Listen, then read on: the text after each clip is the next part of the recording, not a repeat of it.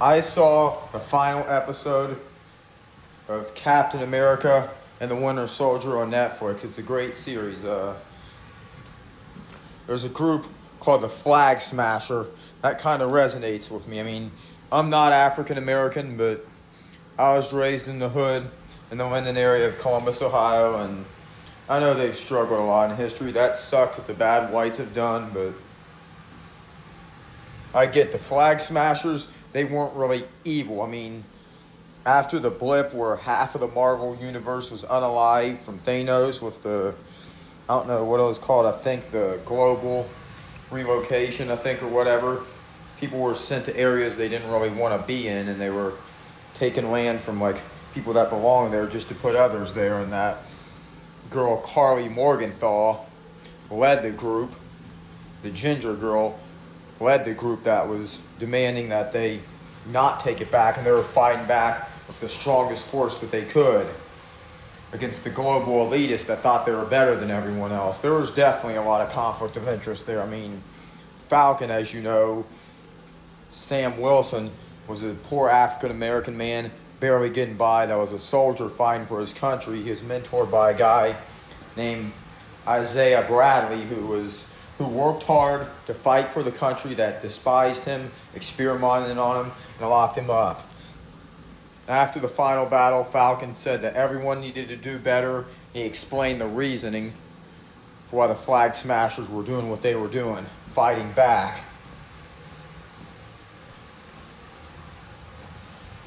Show that they would not stand down to the global elites. They were fighting back by force, showing them what it felt like.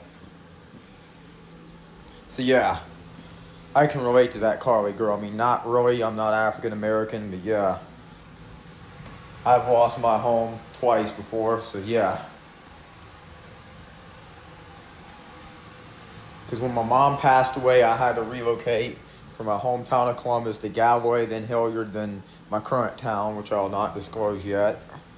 But yeah, I might have disclosed it, but whatever. So yeah, first time the bank took away my house due to my mom's death and inability to pay the mortgage. And the second one, it's when my roommate left and he wasn't paying the rent and they increased it for everybody. But yeah, much different situation, a lot less violence. But yeah, I mean, my roommate was bad, but yeah. You know, I've explained this story here, but yeah. Not trying to make it about me, but yeah.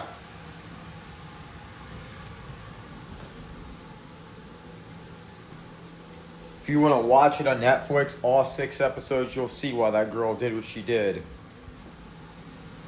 A lot of people that are deemed bad by society aren't really bad. They're just standing up for what's right in a more brutal fashion. I'm not justifying any actual political violence at all, but yeah. Very powerful series. I'm fully aware that it's fantasy fiction, but it has a strong message. I mean, Falcon, his mentor Isaiah Bradley, went through a lot with their culture, being looked down upon, but yeah, he wanted to make his country proud, even though a lot didn't support him. He had a mentor that was hated and experimented on as well. So yeah, as a special needs person, I feel like people treat us bad as well. I'm not trying to say I'm African American or put myself in that culture or that. In this day, special needs get, like, I don't know how to describe it, but yeah, special needs people, we do get viewed as different. We have been lobotomized in the past. The 1930s and 40s, that was very popular. They took our frontal lobes out with an ice pick, effectively robbing us of our very personality. It was very wrong. And a lot of politicians, including Franklin Delano Roosevelt, the president, supported it.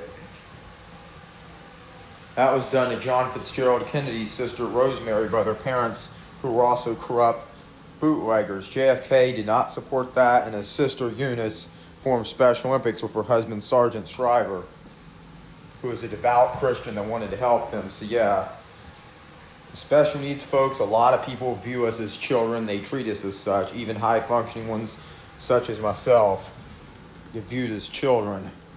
Like some folks talk to us like they do children, and yeah, we're not being assaulted like, I mean, it was assaulted, but yeah, we're not always treated the same. I mean, there's never going to be a special needs president. Probably not, but I'm not really trying to push for it, but that'd been good, but yeah. I love African American culture. I love African American folks. I'm a huge fan of rap music. And I'm proud to say a lot of my friends are African American. I mean, black, yeah, same thing, but yeah.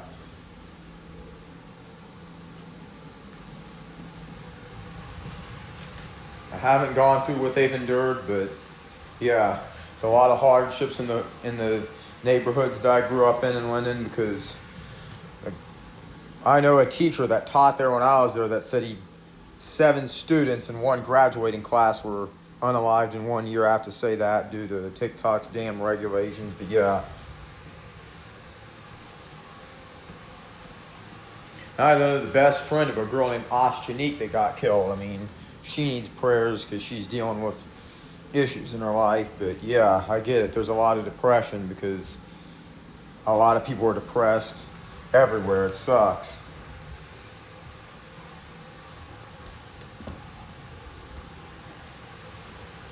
Because I have a friend in town that he had to own a firearm when his brother was unalived when he was younger, and he was in prison for it, and his kids had to see a lot of tragedy growing up, I meant to say. They witnessed a lot of shootings at a young age. Their life is improving. I'm glad I know them as my friends. Falcon endured that as well. I don't know if that was mentioned, but yeah, he wasn't really rich either. He was helping his sister, and they had family problems, but yeah. He befriended a girl who was deemed a terrorist when she did some stuff, but she was trying to make a point that the world elites can be very bad, and that a lot of them just care for themselves. They don't do enough to help society. The rousing speech that Falcon gave at the very end says a lot about real life America, how we need to grow and how we need to help others. Not saying I'm progressive. I'm conservative in some ways and liberal in some ways, but we're not getting to that.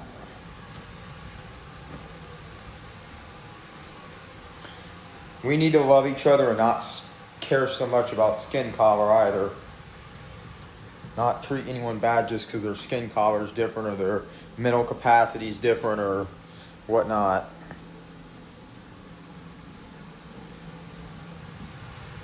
We need to care about all human life. I love that series. I give it a 10 out of 10. Because it's more in depth to say that than 5 out of 5. Marvel's MCU, I don't really agree with all their decisions. I mean, I like the old Marvel, but I love the philosophy of that. I really do. I cherish it. I love bonding with my friends who are also into that and can relate a lot of movies with reality.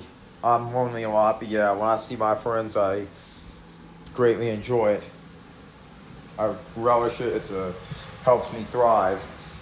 I'm going to go to college next year. Well, a student readiness program at TOPS with OSU. But yeah, after that, I'm going to return to college since I had to drop out in 2020 due to the passing of my mom.